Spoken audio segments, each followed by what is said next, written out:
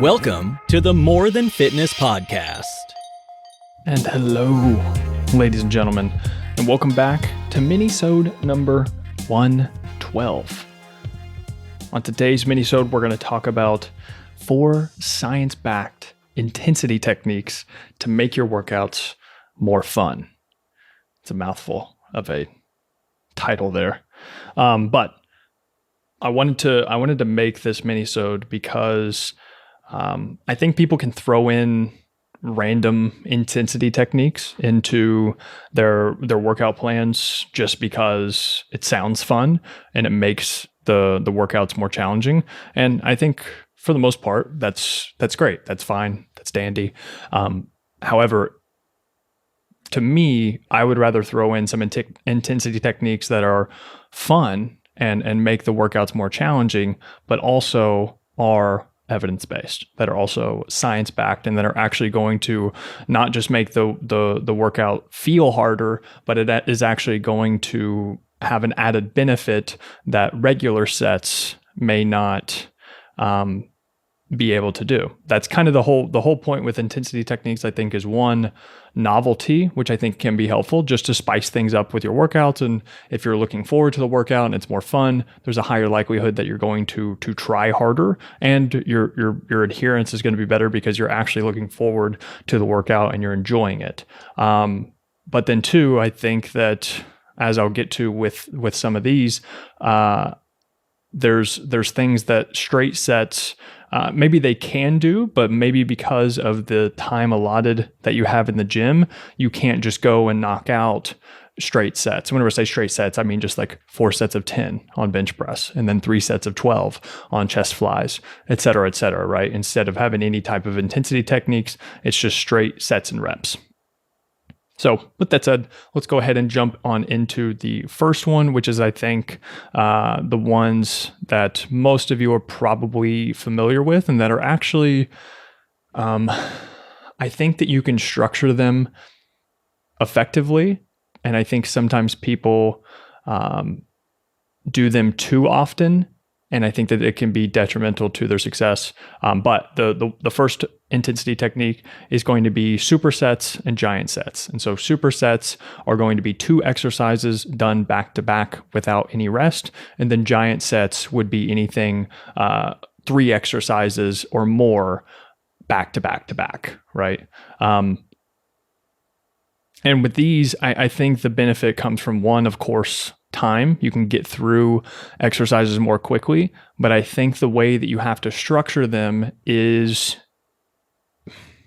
the first, if you're going to do a superset, I would make it an antagonist exercise. So the most common one of this is going to be bis and tris. So you pair a bicep curl with a tricep push down, right?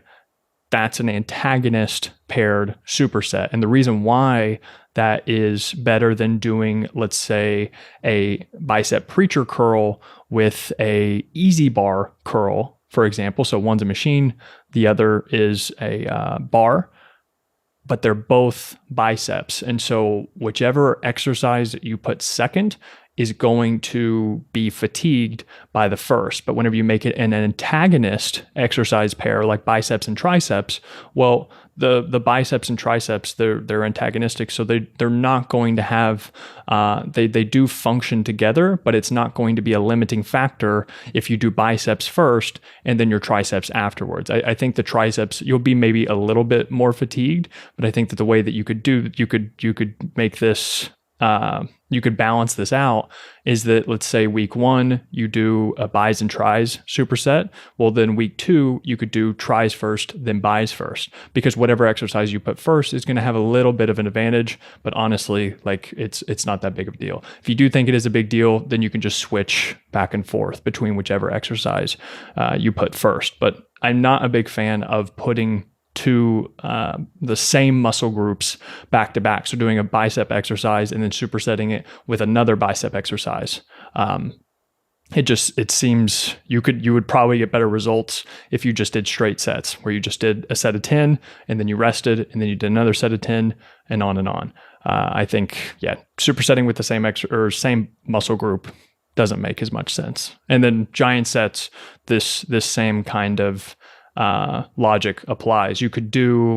This is where you could do a bicep exercise, then a tricep exercise, and then another bicep exercise. Because while you're doing the tricep exercise, your biceps are going to have a little bit of time to recover. But honestly, whenever you get into giant sets, it's more so you're okay with maybe leaving a little bit of gains on the table, and it's going to be just a little bit. I'm not trying to blow this out of proportion here, because maybe you have a limited amount of time in the gym and you just want to get in and out. So a giant set makes sense. You want to do 3 exercises back to back to back.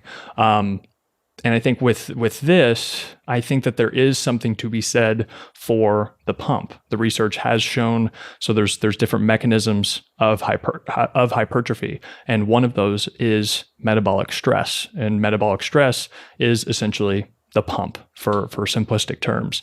And so there is some research to say that metabolic stress can help. It's not going to be as impactful, it seems, as though that's what the literature says. Literature says another mechanism called mechanical tension.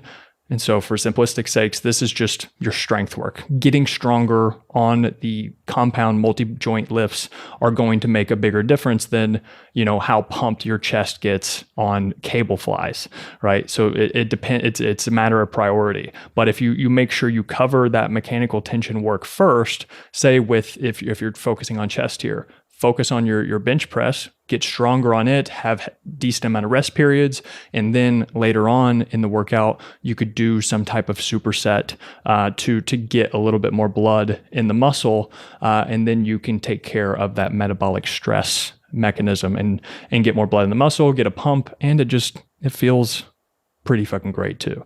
So that's always a nice little meathead perk as well with supersets and giant sets. All right. The next one is going to be one that's very similar. It's definitely on the same family tree as a superset and giant set, and that's going to be a cluster set. And like I said, these are similar, but how you would perform these is, let's use the same bicep and tricep example. You would do your first set of bicep curls, for example. You would do, let's say, one set of 10 on bicep curls, but then you would rest, let's say, about 45 seconds, and then you would go into your supersetted exercise of like the tricep pushdown. So you would do the bicep curl, one set of 10, rest 45 seconds, and then you do a set of 10 of tricep pushdowns, then you'd rest another 45 seconds, and then you would basically repeat, right? So then you'd go back to the bicep exercise. A cluster set is essentially a superset with rest put in between. And I think the benefit of this is it allows you to take out kind of that fatigue factor. How I said, whatever you superset second, whatever is in that second position is going to be slightly affected because of fatigue. Well, if you rest about 45 seconds before you do that, you're still being pretty efficient with your time, but you're also allowing that little buffer period to catch your breath and be able to perform well on whatever you put second. And so cluster sets are definitely a technique that I like using with my clients more so than supersets, because you still get that benefit of, you're still going to get a great pump even if you rest 45 seconds in between those sets. But you also get the added benefit of being able to lift more weight and being better with performance. So yeah, cluster sets are like rounds, and I like to do 3 or 4 rounds of bicep exercise, rest 45 seconds, tricep exercise, rest 45 seconds. That's one round. And then you repeat that for another round. And that's cluster sets. And those work great, again, if you are short on time. The next one, the third one, is going to be Myo Reps. And so with Myo Reps, these are basically one final set to failure. There's a few different ways to use this one. One of the ways is going to be adding a Myo Rep set on the end of a traditional straight sets, on traditional straight sets. Fuck that up, but you get what I'm saying. This would be, for an example of this, let's say you're doing 4 sets of bench press, and then you would do, actually, I would not advise doing bench press with these. With Myo Reps, since you're going to failure, anytime you're going to failure, it's probably a better idea to use some type of machine or an isolation lift or something that's not a heavy compound lift like bench, squat, deadlift, one that has a very high chance of injury. So if you're going to do Myo Reps, let's use the cable flies, for example, for chest. Let's say you're going to do 4 sets of cable flies. The first 3 sets, let's say you do 3 sets of 15 reps.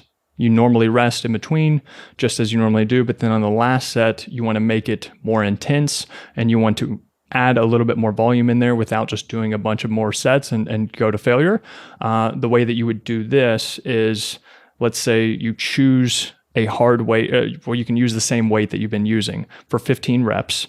And then after you get done with those 15 reps, then you take, I believe it's about, so you can either rest 15 seconds or you can take about 5 deep breaths.